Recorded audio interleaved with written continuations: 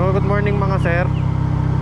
So ito pabalik na ako ng Tacloban. So ito mga sir, tong vlog na to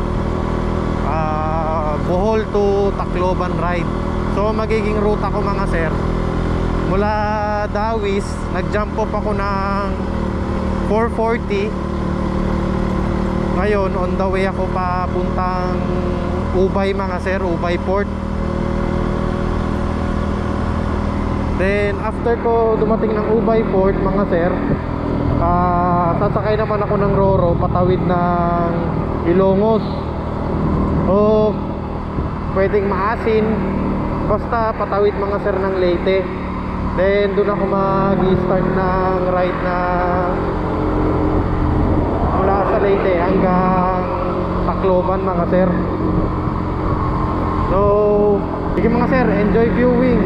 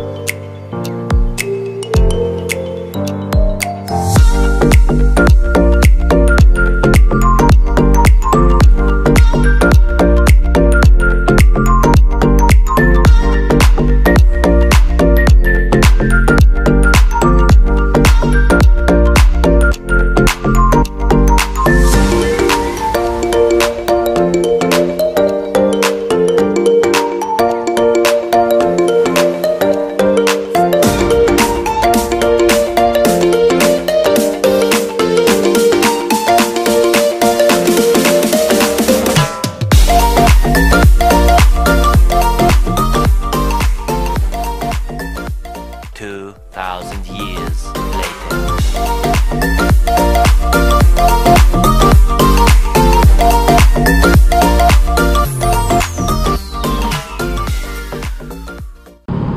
So, good morning mga sir. Good morning ulit.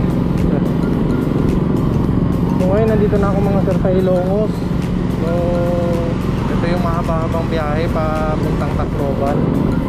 So, yung dun sa port na dinaungan ko mga sir, dito sa Ilongos, iba-iba talaga, iba-iba ang sistema nila. Kasi may RFP ba yun sila? Tsaka PPA. So magbabayad ka ulit nun. Hindi tulad nung sa Cebu papuntang Tubigon. Ano siya mga sir, dire-diretso ka na lalabas. Sa kanila, yung kahit papalabas, magbabayad ka pa rin sa kanila. So yun nga sir, magbabayad ka pa ng ano pa tayo, yung dun sa ano pala, hindi tulad dun sa fast cut. Once na dumaong ka sa Tubigon Port, hindi ka na nila sisingilin ng PPA o nung RSP na sinasabi nila. So depende talaga yan mga sir sa sistema ng ng port nila.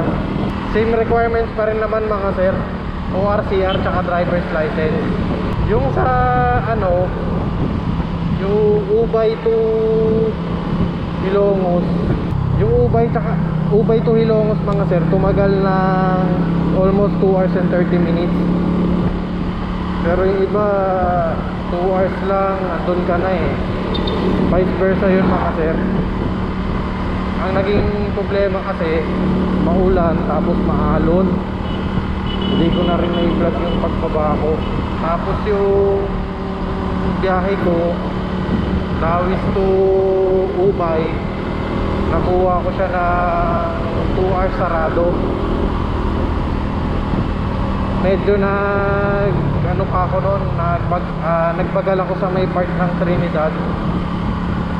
Kasi hindi naman sa naubos na yung gas, pero nag-alalay lang ako mga sir. So sige mga sir, enjoy sa panonood ditong adventure na to. Ilongos to Tacloban na tayo mga sir. So ang ruta ko pala dito mga sir, Ilongos, tapos hanggang Baybay ako, Baybay City, then kakanan, tapos dire-diretso na yun mga sir pa Tacloban, pa Arthur. So paulit-ulit na naman ako mga sir. Enjoy sa panonood mga sir. Ride safe.